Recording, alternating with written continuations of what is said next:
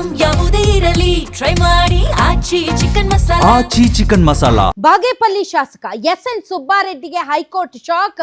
ಬಾಗೇಪಲ್ಲಿ ಶಾಸಕ ಎಸ್.ಎನ್. ಸುಬ್ಬಾರೆಡ್ಡಿ ಆಯ್ಕೆ ಅಸಿಂಧು. ಬಾಗೇಪಲ್ಲಿ ಶಾಸಕ ಎಸ್.ಎನ್. ಸುಬ್ಬಾರೆಡ್ಡಿ ಆಯ್ಕೆ ಅಸಿಂಧು. ಸುಬ್ಬಾರೆಡ್ಡಿ ಆಯ್ಕೆ ಅಸಿಂಧುಗೊಳಿಸಿ ಹೈಕೋರ್ಟ್ ಆದೇಶ ಕೊಟ್ಟಿದೆ.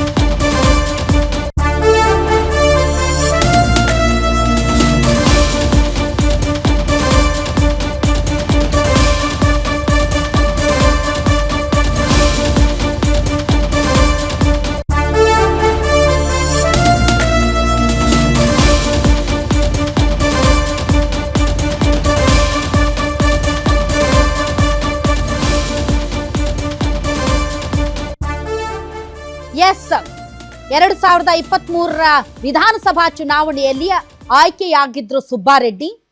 ಸುಬ್ಬಾರೆಡ್ಡಿ ಆಯ್ಕೆಯನ್ನ ಅಸಿಂಧುಗೊಳಿಸಿ ಈಗ ಕೋರ್ಟ್ ಆದೇಶಗೊಳಿಸಿದೆ. ಸುಬ್ಬಾರೆಡ್ಡಿ ಸಲ್ಲಿಸಿದ್ದ ನಾಮಪತ್ರದಲ್ಲಿ ದೋಷವಿತ್ತು ಅಂತ ಬಿಜೆಪಿ ಅಭ್ಯರ್ಥಿ ತಕರಾರು ಅರ್ಜಿಯನ್ನ ಸಲ್ಲಿಸಿದ್ರು. ಆಸ್ತಿ ವಿವರವನ್ನ ಮುಚ್ಚಿಟ್ಟು ಸುಳ್ಳು ಪ್ರಮಾಣ ಪತ್ರ ಸಲ್ಲಿಸಿದ್ದಂತಹ ಆರೋಪ ಸುಬ್ಬಾರೆಡ್ಡಿ ಮೇಲೆ ಇತ್ತು. ಆಸ್ತಿಗಳ ತೆರಿಗೆ ಪಾವತಿ ಬಾಕಿ ಮಾಹಿತಿ ಕೂಡ ಉಲ್ಲೇಖಿಸಿಲ್ಲ ಅಂತ ಬಿಜೆಪಿ ಅಭ್ಯರ್ಥಿ ತಕರಾರು ಸಲ್ಲಿಸಿದ್ರು. ಸುಬ್ಬಾರೆಡ್ಡಿ ಆಯ್ಕೆ ಅಸಿಂಧುಗೊಳಿಸುವಂತೆ ಮುನಿರಾಜು ಅವರು ಅರ್ಜಿ ಸಲ್ಲಿಸಿದ್ದರು. ಸಿ ಮುನಿರಾಜು ಬಿಜೆಪಿ ಪರಾಜಿತ ಅಭ್ಯರ್ಥಿ. ವಿಚಾರಣೆ ನಡೆಸಿ ಸುಬ್ಬಾರೆಡ್ಡಿ ಆಯ್ಕೆಯನ್ನ ಅಸಿಂಧುಗೊಳಿಸಿದ ಹೈಕೋರ್ಟ್. ಸುಬ್ಬಾರೆಡ್ಡಿ ಬಾಗೇಪಲ್ಲಿ ಶಾಸಕ ಅವರು ಚುನಾವಣೆಗೆ 2023 ಚುನಾವಣೆಯಲ್ಲಿ ನಾಮಪತ್ರ ಸಲ್ಲಿಸುವಂತಹ ಸಂದರ್ಭದಲ್ಲಿ ತಮ್ಮ ಆಸ್ತಿಯ ವಿವರಗಳನ್ನ ಸುಳ್ಳು ಮಾಹಿತಿಯನ್ನ ಕೊಟ್ಟಿದ್ದಾರೆ. ಅಷ್ಟೇ ಅಲ್ಲ, ತಾವು ಪಾವತಿಸಬೇಕಾದಂತಹ ತೆರಿಗೆಯ ಪ್ರಮಾಣದ ಬಗ್ಗೆಯೂ ಕೂಡ ತಪ್ಪು ಮಾಹಿತಿಯನ್ನ ಚುನಾವಣಾ ಆಯೋಗಕ್ಕೆ ನಾಮಪತ್ರದಲ್ಲಿ ಸಲ್ಲಿಸಿದ್ದಾರೆ ಅಂತ ಮುನಿರಾಜು ಪರಾಜಿತ ಅಭ್ಯರ್ಥಿ ಕೋರ್ಟ್ ಮೆಟ್ಟಿಲೇರ್ತಾರೆ. ಆದರೆ ಮುನಿರಾಜು ಅವರು ಸಲ್ಲಿಸಿರುವಂತಹ ಅರ್ಜಿಯನ್ನ ವಜಾಗೊಳಿಸಬೇಕು ಅಂತ ಸುಬ್ಬಾರೆಡ್ಡಿ ಅವರು ಬಹಳಷ್ಟು ಪ್ರಯತ್ನ ಪಡ್ತಾರೆ. ಆದರೆ ಹೈಕೋರ್ಟ್ ಈ ಒಂದು ತಕರಾರು ಅರ್ಜಿಗೆ ಸ್ಟೇ ಕೊಡಬೇಕು ಅಂತ ಏನು ಸುಬ್ಬಾರೆಡ್ಡಿ ಹೋಗಿದ್ರೋ ಅದಕ್ಕೆ ಸ್ಟೇ ಕೊಡೋದಿಲ್ಲ. ಹೀಗಾಗಿ ವಾದ ಪ್ರತಿವಾದ ಇವೆಲ್ಲವನ್ನ ಆಲಿಸಿದಂತಹ ಕೋರ್ಟ್ ಈಗ ಸುಬ್ಬಾರೆಡ್ಡಿ ಆಯ್ಕೆಯನ್ನ ಅಸಿಂಧುಗೊಳಿಸಿದೆ. ಹಾಗಾದರೆ ಸುಬ್ಬಾರೆಡ್ಡಿ ಮುಂದೆ ಇರುವಂತಹ ಆಯ್ಕೆಗಳು ಏನು?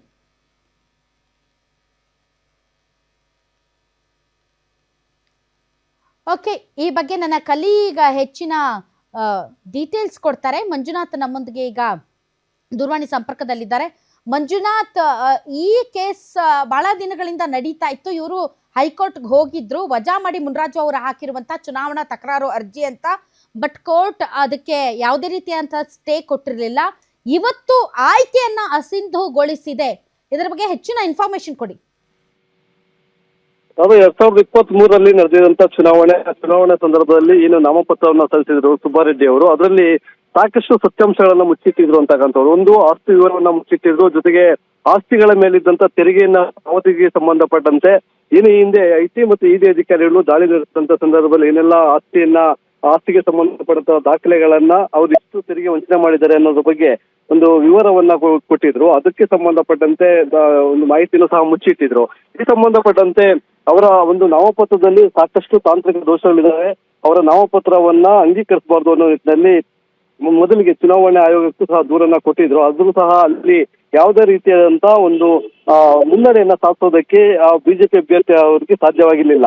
ಕೊನೆಗೆ 2023 ಜೂನ್ 24ನೇ ತಾರೀಕು ಚುನಾವಣಾ ಅಕ್ರಮಕ್ಕೆ ಸಂಬಂಧಪಟ್ಟಂತೆ ಅವರು ದೂರನ್ನ ಕೊಡ್ತಾರೆ. ಅಧಿಕೃತವಾಗಿ 2023 ಜುಲೈ 3ರಂದು ಈ ಸಂಬಂಧಪಟ್ಟಂತೆ ಒಂದು ಕೇಸ್ ದಾಖಲಾಗುತ್ತೆ. ಆ ಕೇಸ್ ದಾಖಲಾದ ಬಳಿಕ ಹೈಕೋರ್ಟ್ ನಲ್ಲಿ ಒಂದು ಚುನಾವಣಾ ತಕರಾರು ಅರ್ಜಿಯನ್ನ ಸಹ ಸಲ್ಲಿಸ್ತಾರೆ. ಇದನ್ನ ಒಂದು ಮಧ್ಯಂತರ ತಡೆ ಕೋರಿ ಸುಬ್ಬಾರೆಡ್ಡಿ ಅವರು ಏನ್ ಶಾಸಕರಿದ್ದಾರೆ ಅವರು 3 ಬಾರಿ ಅರ್ಜಿಯನ್ನ ಹಾಕಿರ್ತಾರೆ. ಅದು 3 ಬಾರಿ ಸಹ ಅವರು ಕೇಳಿದಂತ ಮಧ್ಯಂತರ ತಡೆ ಆಜ್ಞೆಗೆ ಹೈಕೋರ್ಟ್ ನಕಾರ ಮಾಡಿ ಅವರ ಅರ್ಜಿಗಳನ್ನ ವಜಾಗೊಳಿಸಿರುತ್ತೆ. ಬಳಿಕ ವಿಚಾರಣೆ ನಡೆಸಿದಂತ ಸಂದರ್ಭದಲ್ಲಿ ಇವರು ಚುನಾವಣೆಯಲ್ಲಿ ಮಾಡುತ್ತಾ ಇರತಕ್ಕಂತ ಎಲ್ಲಾ ಅಕ್ರಮಗಳು ಸಾಬೀತಾದಂತ ಹಿನ್ನೆಲೆಯಲ್ಲಿ ಇವತ್ತು ಅವರ ಒಂದು ಚುನಾವಣಾ ತಕರಾರು ಅರ್ಜಿಯಲ್ಲಿ ಅವರು ಆಯ್ಕೆಯಾಗಿದ್ದಾರೆ. ಏನು ಅವರ ಆಯ್ಕೆ ಅಸಿಂಧು ಅಂತಕ್ಕಂತ ಒಂದು ಆದೇಶವನ್ನ ಹೈಕೋರ್ಟ್ ನ ನ್ಯಾಯಮೂರ್ತಿಗಳಾದಂತ MP ಕಮಲ್ ಅವರ ಒಂದು ನ್ಯಾಯಪೀಠ ಆದೇಶವನ್ನ ಹೊರಡಿಸಿದೆ. ಇದರ ಜೊತೆಗೆ ಏನು ಇವರ ಆಪೋಸಿಟ್ ಅಭ್ಯರ್ಥಿಯಾಗಿದ್ದಂತ ಬಿಜೆಪಿಯ ಪರಾಜಿತ ಅಭ್ಯರ್ಥಿಯಾದಂತ ಮುನಿರಾಜ್ ಅವರು ಅಷ್ಟೇ ಏನು ಅವರೇನು ವಿಜಯಿ ಅಂತ ಏನು ಘೋಷಣೆ ಮಾಡಿಲ್ಲ. ಇದಕ್ಕೆ ಸಂಬಂಧಪಟ್ಟಂತೆ ಕೇವಲ ಚುನಾವಣಾ ಅಕ್ರಮಗಳಲ್ಲಿ ಏನು ಎಸಗಿದ್ರು ಸುಬ್ಬಾರೆಡ್ಡಿ ಅವರು ಅದನ್ನ ಮಾತ್ರ ಸಾಬೀತಾಗಿದೆ. ಅದಕ್ಕೆ ಸಂಬಂಧಪಟ್ಟಂತೆ ಅವರ ಆಯ್ಕೆ ಅಸಿಂಧು ಒಂದು ಚುನಾವಣಾ ಆಯೋಗಕ್ಕೂ ಸಹ ಮಾಹಿತಿಯನ್ನು ಕೊಟ್ಟಿದೆ. ಜೊತೆಗೆ ಸರ್ಕಾರದ ಮುಖ್ಯ ಕಾರ್ಯದರ್ಶಿಗಳಿಗೂ ಒಂದು ನೋಟಿಸ್ ಅನ್ನ ಈ ಒಂದು ಆದೇಶ ಪ್ರತಿಯನ್ನ ರವಾನೆ ಮಾಡಲಾಗಿದೆ. ಈಗ ಅವರ ಒಂದು ಸ್ಥಾನವನ್ನು ಅಸಿಂಧು ಆದ್ರೆ ಆ ಒಂದು ಬಾಗೇಪಲ್ಲಿ ಶಾಸಕ ಸ್ಥಾನವೂ ಸಹ ಖಾಲಿ ಉಳಿದುಕೊಳ್ಳುತ್ತೆ. ಆದ್ರೆ ಈಗ ಸುಬ್ಬಾರೆಡ್ಡಿ ಅವರಿಗೆ ಮುಂದೆ ಇರ್ತಕ್ಕಂತ ಒಂದು ಆಯ್ಕೆಗಳು ಹೈಕೋರ್ಟ್ ಆದೇಶವನ್ನ ಪ್ರಶ್ನೆ ಮಾಡಿ ಇಲ್ಲಿಯೇ ಒಂದು ಅಪೀಲ್ ಅನ್ನ ಹೋಗ್ಬೇಕಾಗುತ್ತೆ. ಏಕಸದಸ್ಯ ಪೀಠದಲ್ಲಿ ಈ ತೀರ್ಪನ್ನ ಕೊಟ್ಟಿರ್ತಕ್ಕಂಥ ಹಿನ್ನೆಲೆಯಲ್ಲಿ ಅದನ್ನ ಪ್ರಶ್ನೆ ಮಾಡಿ ದ್ವಿಸದಸ್ಯ ಪೀಠಕ್ಕೆ ಒಂದು ಅರ್ಜಿಯನ್ನ ಸಹ ಹಾಕಿಕೊಳ್ಬಹುದು, ಅಥವಾ ಈ ಒಂದು ಆದೇಶಕ್ಕೆ ಅಲ್ಲಿ ಅರ್ಜಿ ಹಾಕಿ ತಾತ್ಕಾಲಿಕವಾಗಿ ತಡೆಯಾಜ್ಞೆಯನ್ನ ತರುವಂತ ಒಂದು ಅವಕಾಶ ಇದೆ. ಇಲ್ಲೂ ಸಾಧ್ಯವಾಗಿಲ್ಲ ಅಂದ್ರೆ ಅವರು ನೇರವಾಗಿ ಸುಪ್ರೀಂ ಕೋರ್ಟ್ ನ ಒಂದು ಕದವನ್ನ ತಟ್ಟಬೇಕಾಗತ್ತೆ. ಅಲ್ಲಿ ಯಾವ ರೀತಿ ಆಗುತ್ತೆ ಅನ್ನೋದನ್ನ ಮುಂದೆ ನೋಡ್ಬೇಕಾಗುತ್ತೆ ರಾಧಾ. ಓಕೆ, ಈಗ ಕೋರ್ಟ್ ಅಸಿಂಧುಗೊಳಿಸಿದೆ ಅವರ ಆಯ್ಕೆಯನ್ನ. ಈ ಕ್ಷಣಕ್ಕೆ ಅವರು ಶಾಸಕರಾಗಿ ಮುಂದುವರಿತಾರಾ, ಹೇಗೆ? ಇದ್ರ ಬಗ್ಗೆ ಏನಾದರೂ ಕ್ಲಾರಿಟಿ ಇದೆಯಾ?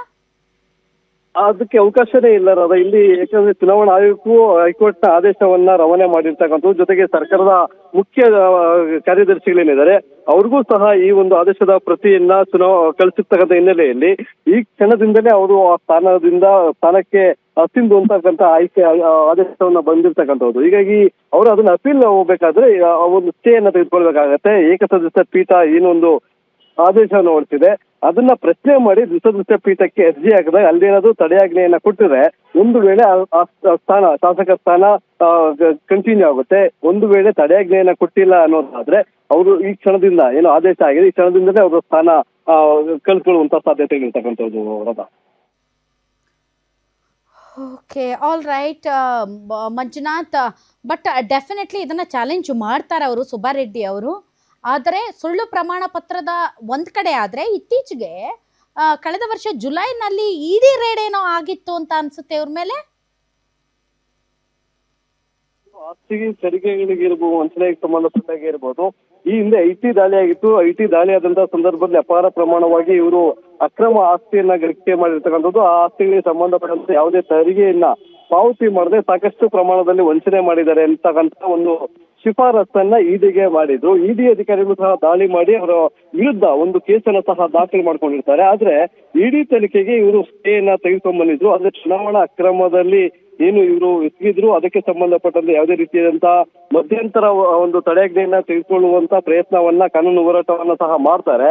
ಆದ್ರೆ ಅದರಲ್ಲಿ ಹೈಕೋರ್ಟ್ ನಲ್ಲಿ ಭಾರಿ ಹಿನ್ನಡೆ ಆಗಿತ್ತು. 3 ಬಾರಿ ಅವರು ಸಲ್ಲಿಸಿದಂತ ಅರ್ಜಿಗಳು ವಜಾ ಆಗಿತ್ತು. ಆದ್ರೆ ಏನು ವಾದ ಮತ್ತೆ ಪ್ರತಿವಾದ, ದೂರುದಾರ ಪರ ವಕೀಲರ ವಾದ ಮತ್ತೆ ಏನು ಸುಬ್ಬಾರೆಡ್ಡಿಯವರ ಪರ ವಕೀಲರ ಪ್ರತಿವಾದ ನಡೆಸಿದಂತ ನ್ಯಾಯಾಲಯ ಕೋರ್ಟ್ ಏನಿದೆ MGM ಕಮಲ್ ಅವರ ಒಂದು ನ್ಯಾಯಪೀಠ ಇವತ್ತು ಆದೇಶವನ್ನ ಪ್ರಕಟಣೆ ಮಾಡಿದೆ. ಅದರಲ್ಲಿ ಇವರೆಲ್ಲರೂ ಇನ್ನು ಸುಬ್ಬಾರೆಡ್ಡಿ ಚುನಾವಣೆ ಅಂದ್ರೆ 2023ರಲ್ಲಿ ನಡೆದಂತ ಚುನಾವಣೆ ಸಂದರ್ಭದಲ್ಲಿ ಸಾಕಷ್ಟು ಅಕ್ರಮಗಳನ್ನ ಎಸಗಿದ್ದಾರೆ. ಅದು ಒಂದು ಆಸ್ತಿ ವಿವರ ಜೊತೆಗೆ ತೆರಿಗೆ ವಂಚನೆ ಇರ್ಬೋದು, ತನ್ನ ಮೇಲಿರ್ತಕ್ಕಂಥ ಬೇರೆ ಬೇರೆ ಕೇಸುಗಳಿರ್ಬೋದು, ಇವೆಲ್ಲವೂ ಸಹ ಮುಚ್ಚಿಟ್ಟಿದ್ದಾರೆ. ಹೀಗಾಗಿ ಅಕ್ರಮ ಸಾಬೀತಾಗಿದೆ ಅಂತಕ್ಕಂಥ ಒಂದು ಆದೇಶವನ್ನ ಪ್ರಕಟಣೆ ಮಾಡಿದ್ದಾರೆ. ಅದೇ ಕಾಲಕ್ಕೆ ಮತ್ತೊಂದು ಕಡೆ ನಿರೀಕ್ಷೆ ಇತ್ತು. ಇಲ್ಲಿ ಮುನಿರಾಜ್ ಅವರನ್ನು ಸಹ ಜಯಶಾಲಿ ಅಂದ್ರೆ ವಿಜಯ್ ಈ ಇದರಲ್ಲಿ ಸೆಕೆಂಡ್ ಯಾರು ಮತಗಳನ್ನ ಪಡೆದುಕೊಂಡಿರ್ತಾರೆ ಅವರು ಜಯಶ್ರೀರಾಗಿದ್ದಾರೆ ಅಂತಕ್ಕಂಥ ಒಂದು ಘೋಷಣೆಯನ್ನ ಕೋರ್ಟ್ ಮಾಡುತ್ತೆ ಅಂತ ನಿರೀಕ್ಷೆಯನ್ನ ಇಟ್ಕೊಂಡಿದ್ರು. ಆದ್ರೆ ಹೈಕೋರ್ಟ್ ಆ ರೀತಿಯಾದಂತ ಒಂದು ಘೋಷಣೆಯನ್ನು ಸಹ ಮಾಡಿಲ್ಲ.